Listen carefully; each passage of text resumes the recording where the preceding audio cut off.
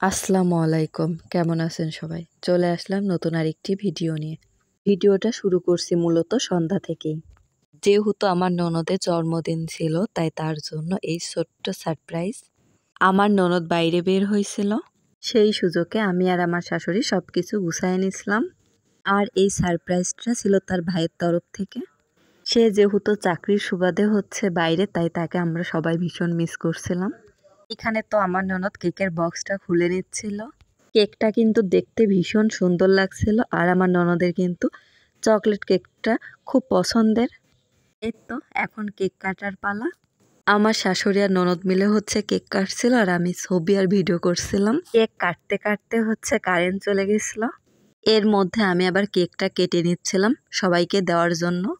ননদ যেহেতু বাইরে গিয়েছিল, তাই তার বার্থডে উপলক্ষে আমাদের জন্য চিকেন নিয়ে আসছিল। কেক কাটাকাটি করতে গিয়ে তো চিকেনটা পুরো ঠান্ডা হয়ে গেছে। তারপরও কিন্তু চিকেনটা অনেক বেশি টেস্টি ছিল। আমি আর আমার ননদ তো বলতেছিলাম যে এই চিকেনটা আমরা আরেকদিন আবার ট্রাই করব। যাই হোক, রাত্রে আর কোনো ভিডিও করা হয়েছিল না। এইটা ছিল হচ্ছে সকালের ভিডিও। আর আজকে সকালে ছিল ডাল আর আলুর একটা তরকারি, আর হচ্ছে রুটি। আর এই তরকারিটা রুটি দিয়ে খেতে কিন্তু অনেক ভালো লাগে, আর আমরা সাধারণত রুটির সঙ্গে এই তরকারিটাই বেশি বানাই। এরপর আমি আমার শাশুড়ির ননদ মিলে হচ্ছে লতি ছুলছিলাম। আমার শ্বশুর তো এবার বাজারে লতি দেখলেই হচ্ছে লতি নিয়ে আসতেছে, আর এইগুলা নিয়ে আমরা অনেক বেশি হাসাহাসি করতেছিলাম। আসলে সবাই মিলে একসঙ্গে কাজ করলে কিন্তু গল্প করতে করতে খুব তাড়াতাড়ি কাজটা শেষ হয়ে যায়। এদিকে আমার শাশুড়ি আবার গরুর মাংস হচ্ছে ভিজায় রাখছিল। আর আজকে দুপুরে ছিল হচ্ছে গরুর মাংস আর লতি।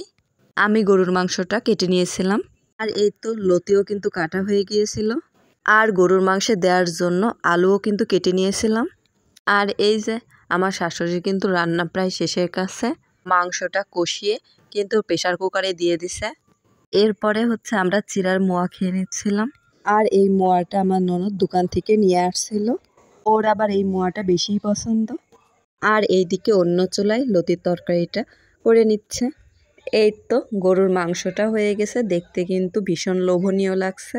আর লতির তরকারিটাও হয়ে গেছে। দুইটা তরকারি কিন্তু অনেক বেশি স্বাদ হয়েছিল। লতির তরকারি এভাবে পোড়া পোড়া করে রান্না করলে কিন্তু গরম ভাতের সঙ্গে পুরাই জমে যায়। এরপরে আমি আমার ননদের হাতটা দেখতেছিলাম, কারণ ও কাল হচ্ছে মেহেদি হাতে নিয়েছে। ও অনেক সুন্দর মেহেদি দিতে পারে, আর কালারটাও কিন্তু অনেক সুন্দর আসছে। যেহেতু অনেক বেশি রোদ হচ্ছে, তাই আমার শাশুড়ি গাছ থেকে মেহেদি তুলে শুকাইতে দিছে। বাটাবাটি আসলে অনেক বেশি ঝামেলার হয়ে যায়। পরবর্তীতে এইটা শুকাই গেলে আমার ননদ গুঁড়া করে নিবে। যাই হোক, আজকের ভিডিওটা এই পর্যন্তই। ভালো থাকবেন, কথা হবে অন্য কোনো ভিডিওতে। আল্লাহ হাফেজ।